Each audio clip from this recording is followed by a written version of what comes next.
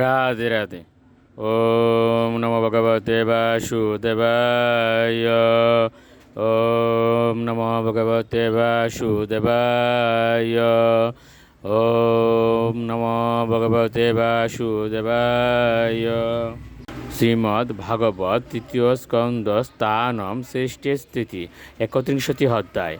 জীবের গতি সম্বন্ধে ভগবান কপিল দেবের উপদেশ। শ্লোক 34।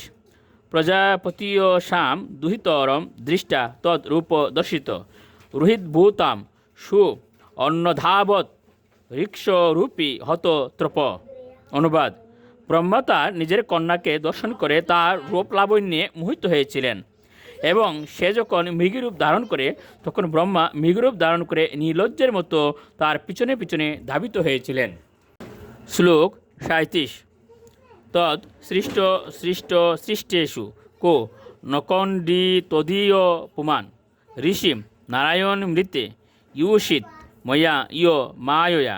অনুবাদ: ব্রহ্মা সৃষ্ট সমস্ত জীবের মধ্যে যথা মনুষ্য, দেবতা এবং পশুদের মধ্যে নারায়ণ ঋষি ব্যতীত আর কেউই স্থিরূপী মায়ার আকর্ষণের দ্বারা বিমুগ্ধ না হয়ে থাকতে পারে না। শ্লোক 38। বল মে পৈশ্য মায়া ও স্ত্রী ময়া জৈনু দিশাম ইয়া কুরুতি পদাক্রান্তান ভ্রু বিজৃম্বেন কেবলম। অনুবাদ: স্থিরূপিণী আমার মায়ার প্রভাব দেখুন, যে কেবল তার ভ্রুভঙ্গির দ্বারা এই জগতে সর্বশ্রেষ্ঠ বীরদের তার পদাবনত করে রাখে। শ্লোক 39।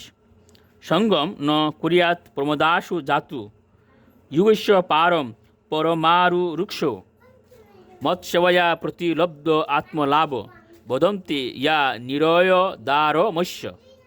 অনুবাদ: যিনি যুগে সর্বোচ্চ পরাকাষ্ঠা লাভ করতে চান এবং আমার সেবার দ্বারা যিনি আত্ম উপলব্ধি লাভ করেছেন তাদের কখনোই সুন্দরী রমণীর সঙ্গ করা উচিত নয়, কারণ শাস্ত্রে ঘোষণা করা হয়েছে যে ভক্তের জন্য নারী নরকের দ্বারস্বরূপ।